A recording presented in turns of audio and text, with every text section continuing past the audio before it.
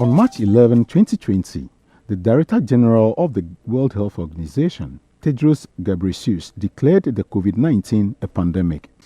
WHO has been assessing this outbreak around the clock, and we're deeply concerned both by the alarming levels of spread and severity and by the alarming levels of inaction.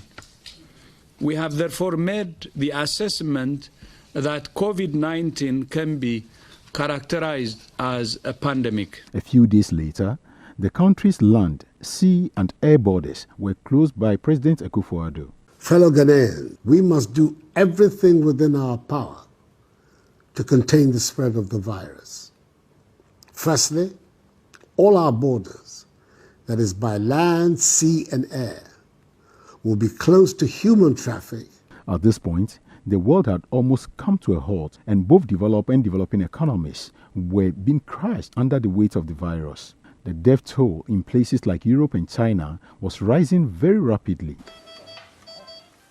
Every sector of the world's economy, from stock markets to oil production, was not exempted, but tourism was one of the most affected. A ban on travels forced countries to look internally for solutions. Booked flights were cancelled, and hotels accommodations booked for international conferences also felt the weight of the negative impact of COVID. Developing countries have borne the biggest brunt of the pandemic's impact on tourism due to the absence of widespread COVID-19 vaccinations. They suffered the largest reductions in tourist arrivals in 2020, estimated at 60 and 80%. The United Nations World Tourism Organization places the cost at about $4 trillion. This year's World Tourism Day is on the theme Tourism for Inclusive Growth. The COVID-19 pandemic presents an opportunity to rethink the future of the tourism sector. Sewa Gbene is the marketing lead at Adansi Travel and Tours. She has been explaining how the industry is recovering post-COVID. These days, normal is in quotes, so it's the new COVID normal. We have tried to do destinations that are open and available. So since October 2020, we've had monthly trips to Dubai. Dubai is open and safe for us to go. The COVID protocol is that you do the PCR test, negative, you need a negative PCR test. You get to Dubai, they also test you.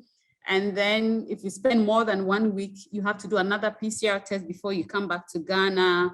Once you arrive at the Kotoka airport, you also do the antigen test. So for a 1 week trip, you need a minimum of 3 COVID tests. Hoteliers say they are gradually recuperating from COVID. Manish Nambiar is the African area manager for Kempinski Gold Coast Hotel.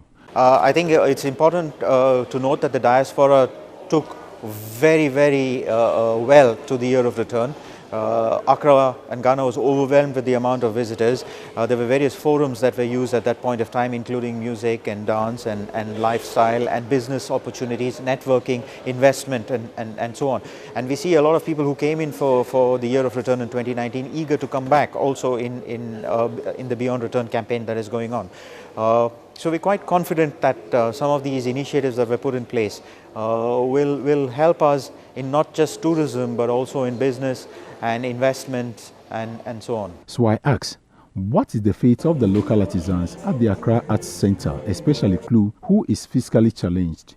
Actually, my problem is, number one, I come here, I don't get any proper place to stay. And then number two, I don't get market for my things because of I don't get shop and polish and pull down. So I don't do them like this raw. Then somebody can buy and put in shop and sell them big money. This be my problem. How much do you sell this? This I sell them for the people where they market inside is 20 cedi. Yeah, like raw like this. But apart from this game boards you are designing, what other things do you do? I do so many things. I do elephant, lion, rhino. In the central region, a mention can be made of the Kakum National Park, Elmina Castle, as the most visited places of interest. The Volta region has the Vli Waterfalls, the Tafi Atume Monkey Sanctuary, Mountain Gemi, Afajato, and the Liati Snake Village, coupled with clean beaches that has great tourism potential when properly harnessed. In addition to these sites, the James Fort, Kwame Nkrumah Museum, and many others dotted across the country will go a long way to boost domestic tourism through aggressive education and marketing. The Ghana Tourism Authority, the Ministry of Tourism, and the Volta Regional Coordinating Council were in the Hohoe Municipality and Afajato South District in the Volta region to mark this year's national celebration of the World Tourism Day. The acting deputy chief officer at the Ghana Tourism Authority, Eko Sampson, says all is being done to resuscitate the industry through a number of activities. COVID-19 pandemic has impacted negatively on tourism growth, job creation and livelihood of communities that depended on tourism. In 2019, tourism generated $3.3 billion with a total of 1.1 million arrivals. But this was sharply depressed with the advent of COVID-19 to 355,108 arrivals in 2020, with a receipt of $387.1 million. The Deputy Minister of Tourism, Marco Krekumante, on his part, indicated that government will expand infrastructure at various tourist sites across the country and ensure inclusion and poverty reduction to create employment for the teeming youth. My ministry, in collaboration with the implementation agencies, plus Ghana Tourism Federation, has operationalized several interventions, including the National Tourism Window Destination Project, the Presidential Film Pitch Series, Domestic and Regional Tourism Drive, and launch of the Beyond the Return Committee. Volta Regional Minister Dr. Archibald Yauleta says the Volta region is a microcosm of Ghana due to the numerous natural sites. Volta region is truly and proudly a microcosm of our dear nation Ghana, as it contains visibly everything that other regions have to offer in terms of ecology and weather. Tourism encompasses the food we eat, the clothes we wear, the language we speak, and even the culture. Artisans here at the Arts Center in Accra bemoans the fact that government did not include them in this year's celebration, hence they are ignorant about the World Tourism Day. They call on government intervention in subsequent national events. I am Fred Duo reporting for City News.